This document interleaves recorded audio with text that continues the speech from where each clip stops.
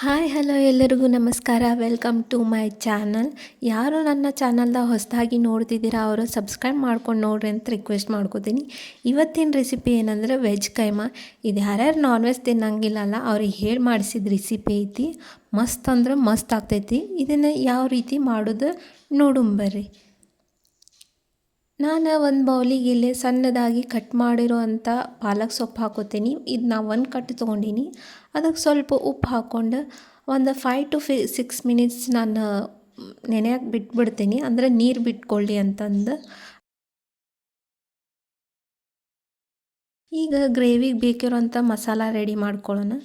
ಒಂದು ಜಾರಿಗೆ ನಾನು ಸ್ವಲ್ಪ ಉಳ್ಳಾಗಡ್ಡಿ, ಸ್ವಲ್ಪ ಕೊಬ್ಬರಿ, ಸ್ವಲ್ಪ ಬೆಳ್ಳುಳ್ಳಿ, ಶುಂಠಿ, ಒಂದು ಮೆಣಸಿನ್ಕಾಯಿ, ಸ್ವಲ್ಪ ಚಕ್ಕೆ ಮತ್ತು ಒಂದು ಸ್ವಲ್ಪ ಕರಿ ಕಾಳು ಮತ್ತು 3 ಲವಂಗ, ಒಂದು ಏಲಕ್ಕಿ, ಸ್ವಲ್ಪ ಕೊತ್ತಂಬರಿ, ಹಂಗೆ ಸ್ವಲ್ಪ ಪುದೀನ ಹಾಕ್ಕೊಂಡು ಚಂದಗೆ ಮಿಕ್ಸಿ ಮಾಡ್ಕೊಂಬರ್ತೀನಿ. ಇದನ್ನು ಜಾಸ್ತಿ ರುಬ್ಕೋಬಾರ್ದು, ಸ್ವಲ್ಪ ಸ್ವಲ್ಪ ತರಿ ತರಿಯಾಗಿ ಇರಬೇಕು. ನೋಡಿರಿ, ಇಷ್ಟು ತರಿ ತರಿಯಾಗಿದ್ದರೆ ಸಾಕು. ಈಗ ನೆಕ್ಸ್ಟ್ ನಾವು ನೆನೆಸ್ಕೊಂಡಿದ್ದಂಥದ್ದು ಪಾಲಕ್ ಸೊಪ್ಪು ನೀರು ಚಂದಾಗ ಹಿಂಡ್ಕೋಬೇಕಾಗ್ತೈತಿ. ನೋಡಿರಿ, ಇದನ್ನು ನೀರೆಲ್ಲ ಬಸ್ಕೊಂಬಿಡ್ಬೇಕು ನಾವು. ಒಟ್ಟು ನೀರಿನ ಅಂಶ ಇರಬಾರ್ದು. ನೋಡಿರಿ, ಈಗ ನೀರಿನ ಅಂಶ ಒಟ್ಟು ಇಲ್ಲ. ಇದಕ್ಕೆ ಸ್ವಲ್ಪ ನಾ ಈಗ ಕಡ್ಲೆ ಹಿಟ್ಟು ಹಾಕೋತೀನಿ. ಇಲ್ಲಿ ಒಂದು 2 ಟೇಬಲ್ ಸ್ಪೂನ್ ಅಷ್ಟು ನಾ ಹಾಕ್ಕೊಳತ್ತೀನಿ. ಆಮೇಲೆ ಇದಕ್ಕೆ ಒಟ್ಟು ನೀರು ಹಾಕಿ ಕಲಿಸ್ಕೊಳ್ಳೋ ಹಂಗಿಲ್ಲ. ಇದಕ್ಕೆ ಸ್ವಲ್ಪ ನಾನು ಅಚ್ಚ ಖಾರದ ಪುಡಿ, ಸ್ವಲ್ಪ ಉಪ್ಪು, ಸ್ವಲ್ಪ ಧನಿಯಾ ಪುಡಿ, ಸ್ವಲ್ಪ ಗರಂ ಮಸಾಲ, ಹಂಗೆ ಸ್ವಲ್ಪ ಅರ್ಶಿಣ ಪುಡಿ ಹಾಕ್ಕೊಂಡು ಆಮೇಲೆ ರುಬ್ಬಿರುವಂಥ ಸ್ವಲ್ಪ ಮಿಶ್ರಣ ಹಾಕೋತೀನಿ. ಅಂದರೆ ಟೇಸ್ಟ್ ಚೆನ್ನಾಗಿ ಬರ್ತೈತಿ ಅಂತ ಹಾಕ್ಕೊಳ್ಳೋದು. ಈಗ ಚಂದಾಗ ಕಲಿಸ್ಕೋಬೇಕು. ನೋಡಿರಿ, ಈ ರೀತಿ. ಈಗ ಇನ್ನೂ ಸ್ವಲ್ಪ ಗಟ್ಟಿ ಆಗಬೇಕಿದೆ. ಹಾಗಾಗಿ ನಾನು ಮತ್ತೆ 2 ಸ್ಪೂನಷ್ಟು ಕಡ್ಲೆ ಹಿಟ್ಟು ಹಾಕೋತೀನಿ.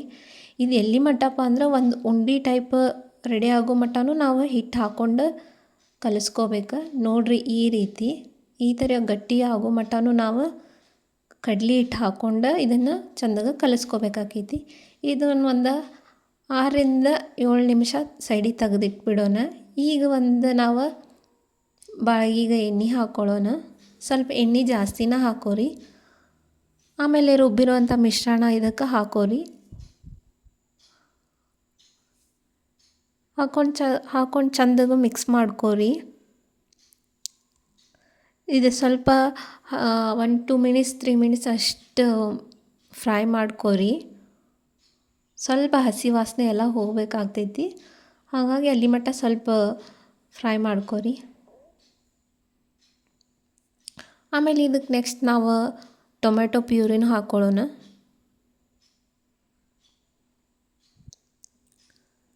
ಅದು ಅಷ್ಟೇ, ಟೊಮೆಟೊ ಪ್ಯೂರಿದ ಹಸಿ ವಾಸನೆ ಎಲ್ಲ ಹೋಗೋ ಮಟ್ಟನೂ ನಾವು ಇದನ್ನು ಚಂದಾಗ ಫ್ರೈ ಮಾಡ್ಕೋಬೇಕಾಗ್ತೈತಿ.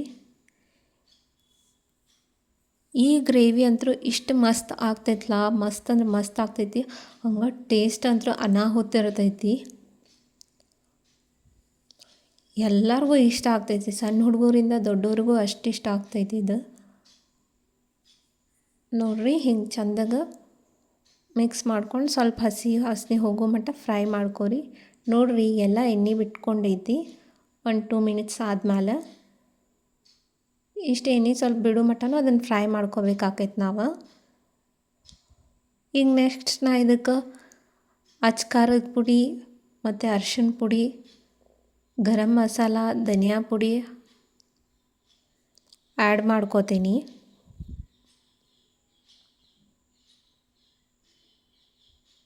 ನೀವು ಎಷ್ಟು ಕ್ವಾಂಟಿಟಿದು ಗ್ರೇವಿ ಮಾಡತ್ತೀರಲ್ಲ ನೀವು ಅಷ್ಟನ್ನ ಹಾಕ್ಕೋಬೇಕಾಗ್ತೈತಿ. ಮಸಾಲ ಆತು ಮತ್ತು ಇಲ್ಲಾಂದ್ರೆ ಕೊಬ್ಬರಿ ಮಸಾಲ ಆತು, ನೀವು ಅಷ್ಟರ ಮಟ್ಟಿಗೆ ನೀವು ಇದು ಮಾಡ್ಕೋಬೇಕಾಗ್ತೈತಿ. ನಾನಿಲ್ಲಿ ಒಂದು 2 ಮೆಂಬರ್ಸಿಗೆ ಅಷ್ಟು ಮಾಡತ್ತೀನಿ ಇದು. ಹಂಗಾಗಿ ನಾನು ಸ್ವಲ್ಪ ಕ್ವಾಂಟಿಟಿ ಒಳಗೆ ಮಾಡತ್ತೀನಿ. ನೀವು ಎಷ್ಟು ಕ್ವಾಂಟಿಟಿ ಒಳಗೆ ಮಾಡ್ಕೋತಿರ್ತೀರ ಅದನ್ನು ನೋಡಿ ನೀವು ಮಸಾಲೆ ಪದಾರ್ಥನೆಲ್ಲ ಹಾಕ್ಕೋಬೇಕಾಗೈತಿ. ಮತ್ತು ಈಗ ನಾ ಇದಕ್ಕೆ ನೀರು ಆ್ಯಡ್ ಮಾಡ್ಕೋತೀನಿ. ನಿಮ್ಗೆ ಗ್ರೇವಿದು ತಿಕ್ನೆಸ್ ಎಷ್ಟು ಬೇಕಲ್ಲ ನೀವು ಅಷ್ಟು ಆ್ಯಡ್ ಮಾಡ್ಕೊರಿ. ಇಲ್ಲ ನಿಮ್ಗೆ ಸ್ವಲ್ಪ ತೆಳುವಾಗಿ ಬೇಕಂದ್ರೆ ಅದನ್ನು ತೆಳುವಾಗಿನೂ ಮಾಡ್ಕೋಬೋದು. ನೋಡ್ರಿ ಈಗ ಸ್ವಲ್ಪ ನೀರು ಹಾಕ್ಕೊಂಡೆ ನಾನು. ಇದಕ್ಕೆ ಒಂದು ಮ್ಯಾಲೆ ಪ್ಲೇಟ್ ಮುಚ್ಚಿ ಒಂದು ಕುದಿಯಕ್ಕೆ ಬಿಟ್ಬಿಡ್ತೀನಿ. ಈಗ ಅದೇನು ಉಂಡೆ ಟೈಪ್ ರೆಡಿ ಮಾಡ್ಕೊಂಡಿದ್ವಲ್ಲ ಕೈಮಾದ್ದು, ಈಗ ಅದನ್ನೇನು ಮಾಡ್ಕೊಳ್ಳೋಣ, ಸ್ವಲ್ಪ ಕೈಗೆ ಎಣ್ಣೆ ಹಚ್ಕೊಂಡು ಒಂದು ಬಾಲ್ ಟೈಪ್ ಮಾಡ್ಕೊಳ್ಳೋಣ. ನೋಡ್ರಿ ಈ ಥರ ಈ ಸೈಜಿಗೆ ನೀವು ಮಾಡ್ಕೊರಿ. ನೋಡ್ರಿ ನಾ ಈ ಥರ ಎಲ್ಲ ಬಾಲ್ಸ್ ಮಾಡ್ಕೋತೀನಿ.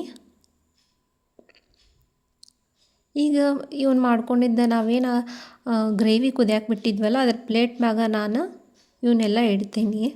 ಇವನ್ನೆಲ್ಲ ಅದ್ರೊಳಗಿಟ್ಟು ಒಂದು 2ರಿಂದ 3 ನಿಮಿಷ ಆದರೂ ಇದನ್ನ ಹವೆದಾಗ ಸ್ವಲ್ಪ ಬೇಯಿಸ್ಕೋಬೇಕಾಗ್ತೈತಿ. ನೋಡಿರಿ ಒಂದಿಷ್ಟು ಇದ್ರೊಳಗಿಟ್ಟು ನಾನು ಒಂದು 3 ನಿಮಿಷ ಪ್ಲೇಟ್ ಮುಚ್ಚಿ ಬೇಯಿಸ್ಕೋತೀನಿ. ಈಗ 3 ನಿಮಿಷ ಆಗಿ ನಾ ಪ್ಲೇಟ್ ತೆಗ್ಯಾತೀನಿ. ಈ ರೀತಿ ಬಂದಾವಿವ. ನೆಕ್ಸ್ಟ್ ಇವನ್ನ ತೆಗೆದು ನಾವು ಕುದಿಯಾತಿದ್ದ ಗ್ರೇವಿ ಒಳಗೆ ಹಾಕ್ಬಿಡ್ಬೇಕು. ಹಾಕ್ಕೊಂಡು ಚಂದಗೆ ನಿಧಾನವಾಗಿ ಸ್ವಲ್ಪ ಹೊಳ್ಳಾಡಿಸ್ಕೋರಿ. ನೋಡ್ರಿ ಈ ರೀತಿ.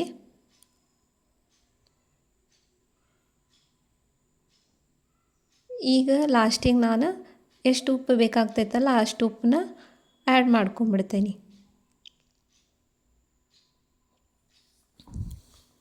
ಇಷ್ಟೇ ಉಪ್ಪು ಆ್ಯಡ್ ಮಾಡಿದ್ರೆ ಮುಗೀತು. ಈಗ ಚಂದಗೆ ಇದನ್ನು ಕಲಿಸ್ಕೋರಿ. ನೋಡ್ತಿರ್ಬೋದು ಎಷ್ಟು ಮಸ್ತಾಗಿ ಬಂದೈತಿ. ಇದನ್ನು ಚಪಾತಿ, ರೊಟ್ಟಿ, ಅನ್ನ ಎಲ್ಲದ್ರಿಗೂ ಕಾಂಬಿನೇಷನ್ ಆಗ್ತೈತಿ. ಟೇಸ್ಟು ಸೇಮ್ ಕೈಮಾದ್ದು ನಾವು ನಾನ್ ವೆಜ್ ಕೈಮಾ ಹೆಂಗಿರ್ತೈತಲ್ಲ ಅದೇ ರೀತಿನ ಇದು ಟೇಸ್ಟ್ ಆಗಿರ್ತೈತಿ. ಒಂದು ಸಲ ಟ್ರೈ ಮಾಡಿರಿ ನೀವು ಮನ್ಯಾಗ. ನೋಡ್ತಿರ್ಬೋದು ನೀವಿಲ್ಲೇ ಘಮ ಅಂತೂ ಇಷ್ಟು ಮಸ್ತ್ ಬರಾತೈತಿ. ಇದ್ರದ್ದು ಹೇಳ್ತೇನೆ ಅಷ್ಟು ಅಲ್ಟಿಮೇಟಾಗಿ ಮಸ್ತ್ ಬರಾಗತ್ತೈತಿ. ಬಾಯಾಗ ನೀರು ಬರಾಗತ್ತಾವ ಅಷ್ಟು ಮಸ್ತ್ ಆಗೈತಿ ಇದು. ನೋಡ್ರಿ ವೆಜ್ ಕೈಮಾ ಇಷ್ಟು ಮಾಡಿದರೆ ರೆಡಿ ಆಯ್ತು. ನಿಮಗೇನಾರ ಈ ರೆಸಿಪಿ ಇಷ್ಟ ಆಗಿತ್ತಂದ್ರೆ ನೀವು ಮನ್ಯಾಗ ಟ್ರೈ ಮಾಡಿರಿ. ಹೆಂಗಿತ್ತಂತ ಕಮೆಂಟ್ ಮಾಡಿರಿ. ಹಂಗೆ ಒಂದು ಲೈಕ್ ಕೊಡ್ರಿ. ಮತ್ತು ನನ್ನ ಚಾನಲ್ನ ಸಬ್ಸ್ಕ್ರೈಬ್ ಮಾಡೋದನ್ನು ಮರಿಬೇಡ್ರಿ. ಆ್ಯಂಡ್ ನಿಮ್ಗೆ ಯಾವಾರ ರೆಸಿಪಿ ಬೇಕಿತ್ತಂದ್ರೆ ನನ್ನ ಕಮೆಂಟ್ ಬಾಕ್ಸ್ನೊಳಗೆ ಕಮೆಂಟ್ ಮಾಡಿರಿ. ಮತ್ತು ಮುಂದಿನ ವಿಡಿಯೋದಾಗ ಸಿಗ್ತೀನಿ. ಅಲ್ಲಿ ಮಟ್ಟ ಬಾಯ್.